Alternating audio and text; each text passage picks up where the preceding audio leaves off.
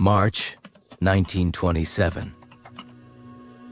The Mississippi River overflowed, and a nation that called itself invincible suddenly faced a force it couldn't control. Entire cities drowned, levees crumbled, thousands were stranded while the world watched silently. No army, no warning, no preparation, just water exposing the cracks in the United States armor. What really happened during those chaotic days? And why did this disaster reveal weaknesses that were never fixed? In the next 5 minutes, we'll uncover the hidden story of the flood that exposed a superpower's weakest moment.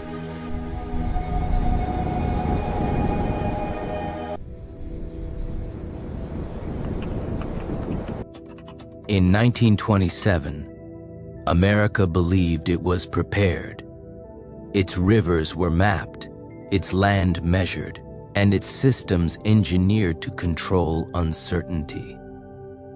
The Mississippi River had flooded before, but this time felt different.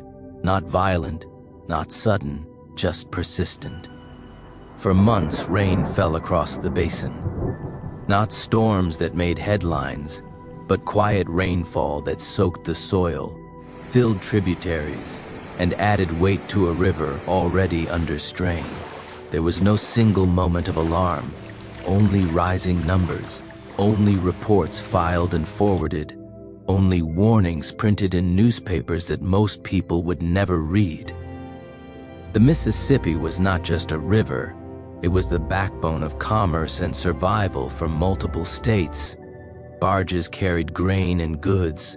Towns grew around its curves. Generations trusted it. Engineers believed it had been mastered through miles of levees, long walls of earth and concrete designed to promise safety. These structures were symbols of progress, but they were built on assumptions drawn from the past. They were never designed for what was coming. Nature does not operate on averages, and history rarely repeats itself politely. As winter turned into spring, pressure on the levee system intensified. Water levels rose steadily, soil weakened from saturation. Hairline cracks appeared in places few people could see. Some engineers raised concerns, some officials hesitated.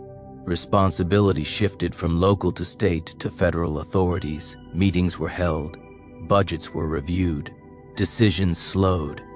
The system assumed it had time. The river did not.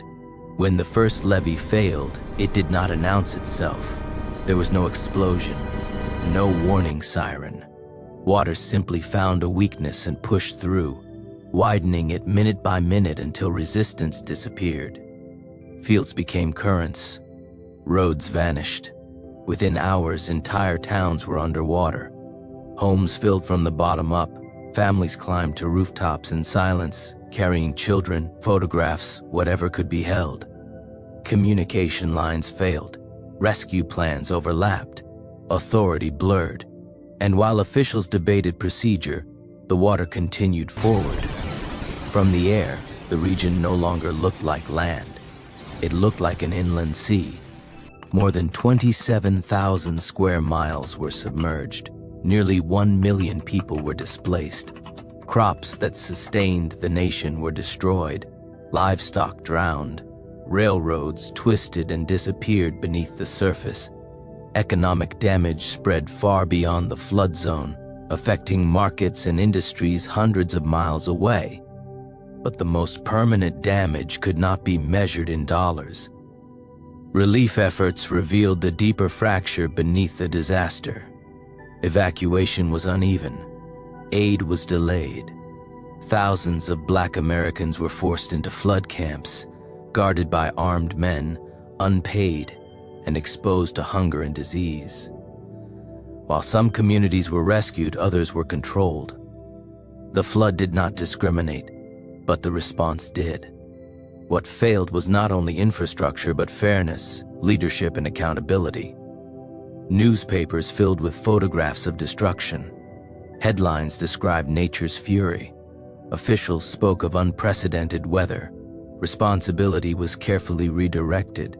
Rarely was planning questioned. Rarely were decisions examined. Yet internal reports told a different story. Engineers had warned about outdated levees. Requests for reinforcement had been delayed. Funding had been postponed. Action had been deferred in the name of stability. And stability collapsed. Weeks later, the water slowly receded. But nothing returned to normal. Entire communities migrated north, reshaping cities and labor markets far from the river. Trust in institutions weakened. The federal government was forced to intervene on a scale never seen before. Flood control became a national responsibility. New policies emerged. New engineering standards were written. Power shifted quietly, permanently. The Mississippi flood of 1927 did not destroy the United States. It exposed it.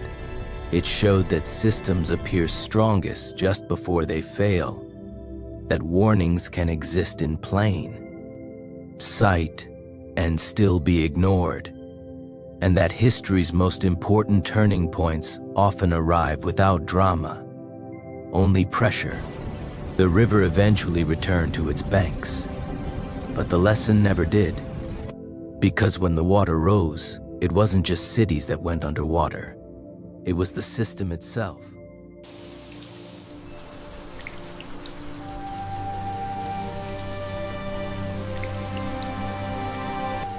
History doesn't remember this flood for how high the water rose. It remembers what failed beneath it.